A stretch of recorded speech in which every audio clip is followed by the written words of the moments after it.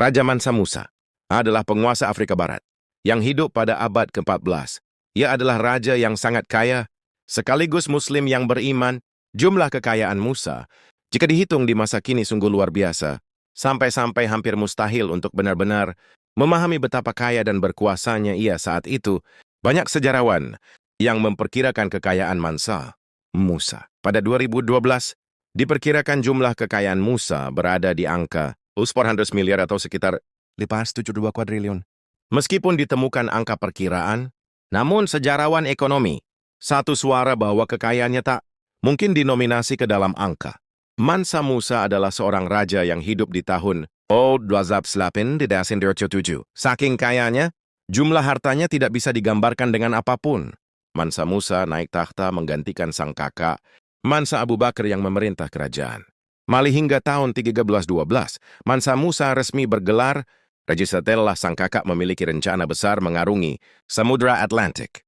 Mansa Abu Bakar berangkat ditemani ribuan rakyatnya dengan mengendarai 2.000 kapal. Sayangnya, rombongan ini tidak pernah kembali lagi. Demikian menurut sejarawan Suriah Shibab al-Umari. Di bawah kepemimpinan Mansa Musa, kerajaan Mali berkembang dengan sangat pesat. Ia berhasil menguasai 24 kota baru pada masa itu, termasuk Timbuktu, Sekergan yang menguasai banyak kekayaan. Saking besarnya wilayah kekuasaan kerajaan Mali, Mansa Musa layak dijuluki sebagai raja yang sangat amat kaya. Menurut British Museum, kerajaan Mali memiliki hampir separuh jumlah emas yang beredar di kawasan dunia lama, negeri-negeri di Afrika, Asia, dan Eropa. Besarnya wilayah kekuasaan Mansa Musa, maka otomatis seluruh sumber daya alam berada di bawah kekuasaannya.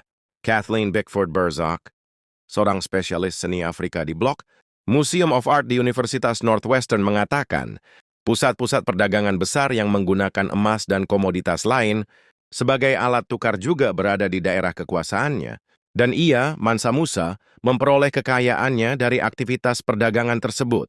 Mansa Musa adalah raja yang memeluk Islam. Ia dikenal sebagai sosok Muslim yang taat beragama. Pada jelang musim haji, Mansa Musa menuju ke Makkah melalui Gurun Sahara dan Mesir. Ia berniat menunaikan ibadah haji.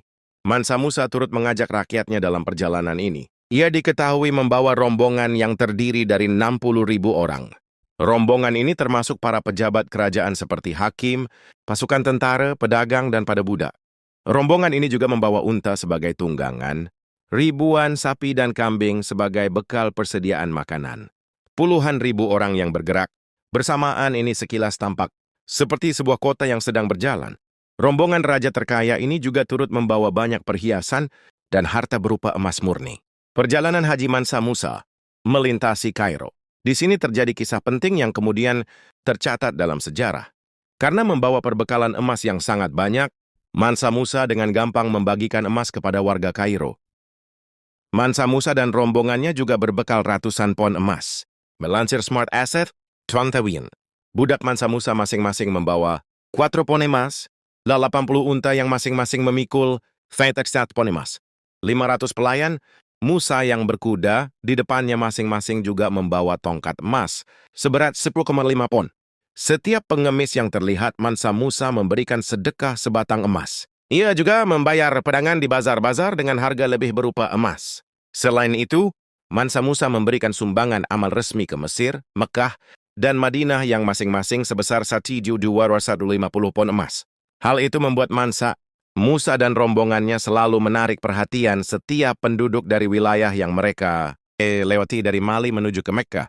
Masuknya emas secara instan dan tak terhitung di Mesir, Mekkah, dan Madinah menyebabkan hiperinflasi yang belum pernah terjadi dan hampir memiskinkan ketiga kota besar itu selama lebih dari 10 tahun. Smart Asset memperhitungkan dari total muatan emas yang dibawa semua unta Mansa Musa, setidaknya ada 71.000 pon emas yang pada dasar harganya rendah di Mali, diberikan ke daerah yang menganggap emas langka dan berharga. Artinya, dalam hal jatuhnya harga emas saja, kerusakan ekonomi yang disebabkan oleh ziarah, Mansa Musa ke Mekah berjumlah 214 triliun dalam bentuk uang modern. Ia singgah di kota ini selama 3 bulan tetapi menghancurkan perekonomian kota ini selama 10 tahun. Ia membagikan terlalu banyak emas sepanjang perjalanan hingga para penghibur tak mau memuja-mujinya lagi dalam nyanyian mereka karena mereka berpikir bahwa ia menghambur-hamburkan sumber daya. kepala lokal di luar kerajaan, ujarnya. Perjalanan Haji Mansa Musa kemudian menjadi bagian dari sejarah. Kedermawanannya membagikan emas membuat Mansa Musa dan kerajaan Mali dikenal luas. Pada abad ke-19, orang-orang dari berbagai penjuru mendatangi Timbuktu. Mereka ingin membuktikan mitos kota emas yang hilang di ujung dunia. Hal itu masih terus berlangsung, bahkan 500 tahun sejak Mansa Musa berkuasa.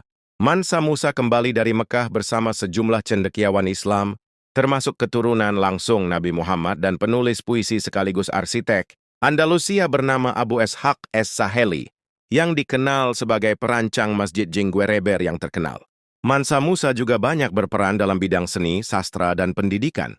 Ia membangun banyak sekolah, perpustakaan, dan masjid. Timbuktu berubah menjadi pusat pendidikan. Dan banyak orang berdatangan dari berbagai belahan dunia untuk belajar di tempat yang kini dikenal sebagai Universitas Sankore.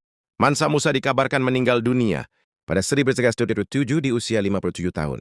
Kerajaannya ini kemudian diwariskan kepada anak-anaknya. Sayangnya, anak-anak Mansa Musa tidak bisa menjaga kerajaan seperti sang ayah. Kedatangan bangsa Eropa ke Afrika menjadi titik akhir kehancuran kerajaan Mali. Wallahu alam bissawab.